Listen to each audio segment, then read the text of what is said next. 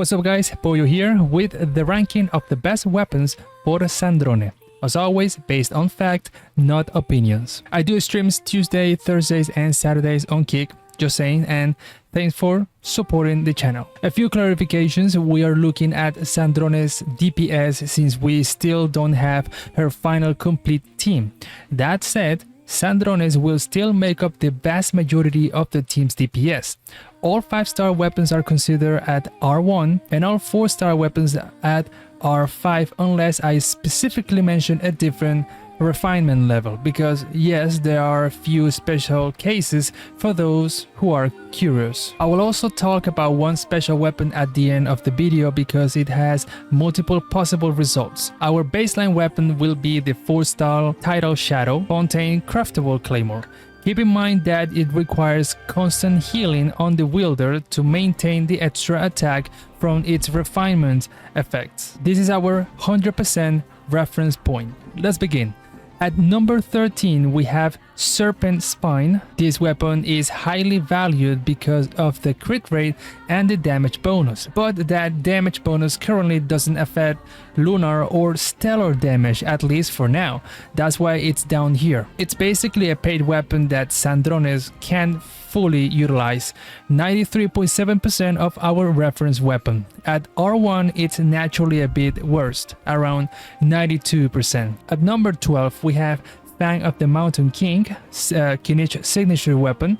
It has a very high base attack and some crit rate, but its refinement effect is another source of damage bonus, and damage bonus simply isn't something Sandrones really needs. Because of that, it reaches only 98.9% of the reference weapon.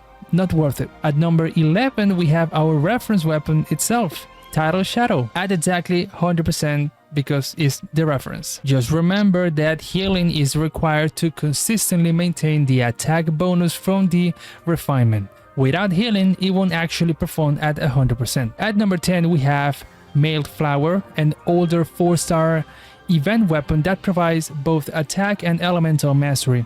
Sandrone benefits from both stats, so it works quite well. At R5, it reaches 100.8% of the reference weapon. A difference is barely noticeable. At number 9, we have the Mega Magic Sword. This weapon provides energy recharge for a smoother gameplay and a substantial amount of attack if you halve the melusine as the refinement suggests. It can reach up to 101.6% of the reference weapon. Again, a very small improvement, but an improvement nonetheless. At number 8, we have Might Wolf, Varka's signature 5-star weapon. The extra attack speed and the refinement's damage bonus technically work with Sandrone's playstyle, but they're not especially valuable because of how Sandrones scale. These aren't stats she really wants. Still, it starts pulling ahead a bit more than the previous weapons, reaching 106.2% of the reference. At number 7, we have Verdict, Navia's signature weapon. It offers solid attack and crit stats, but Sandrones only benefit from the attack portion of the refinement. Forget about the crystallized reaction. Even if it worked, we do again be talking about damage bonus, which don't really help. This weapon reaches 109.3% of the reference weapon, another modest DPS increase. At number 6, we have the special weapon I mentioned earlier, so we will come back to it later. At number 5, we have the Beacon of the Red Sea, Daya's signature weapon. It offers good attack and crit stats, while its refinement grants additional attack under certain conditions. One condition is hitting enemies with your elemental skill, which is easy to achieve and grants 1 stack. Under that condition, the weapon reaches 111.3% of the reference weapon. The second condition requires taking damage. That's risky because Sandrone can get knocked out, but let's assume it happens consistently. In that case, the value rises all the way to 119.4%. That will make it the 3rd best weapon on this list. Still, I have to repeat it, if Sandrone gets taken out, it will not worth it. I mean, interrupting her charge attack hurts her DPS a lot. At number 4 we have Redhorn. At first glance it doesn't make much sense because of its low base attack, but first, the obvious part, it gives a massive amount of crit. The second reason is that normal and charge attack damage are increased based on a percentage of Sandrone's defense. After applying the proper stellar formula scaling, the bonus isn't particularly impressive except for one detail. Sandrones perform 36 charge attack hits per rotation. Because of that, the total damage gain ends up being much higher than expected, bringing the weapon to 111.6% of the reference.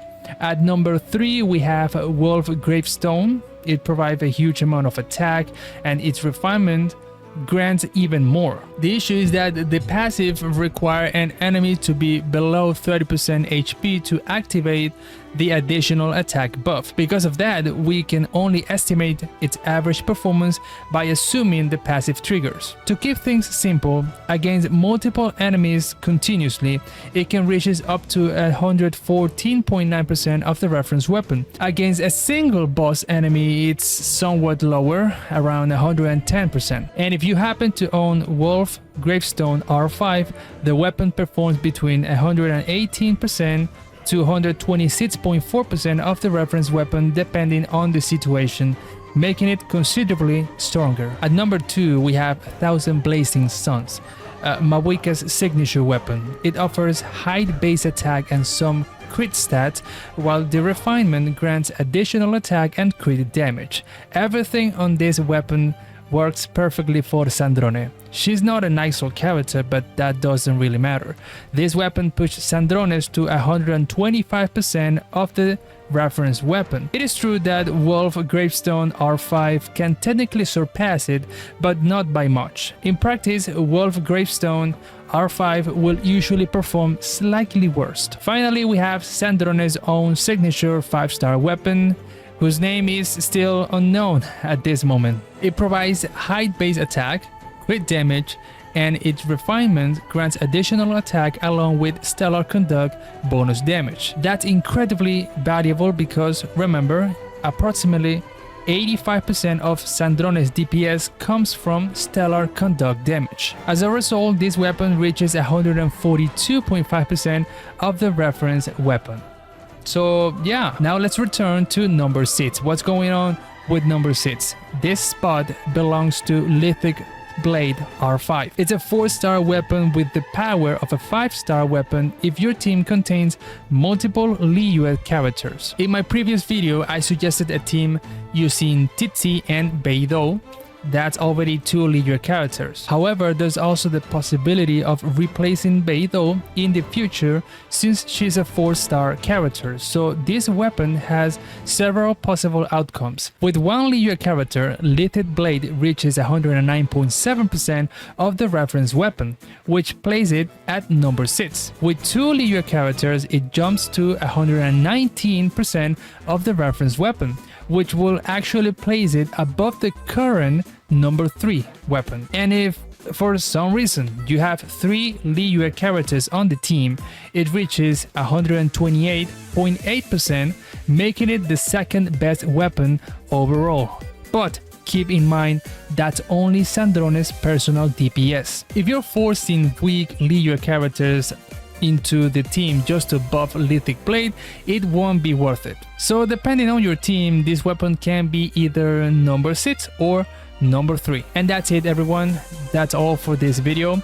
Now we wait for version 3 of the 6.7 leaks, which shouldn't take much longer to arrive. Thank you for your time, thank you for supporting the channel, and see you in the next one.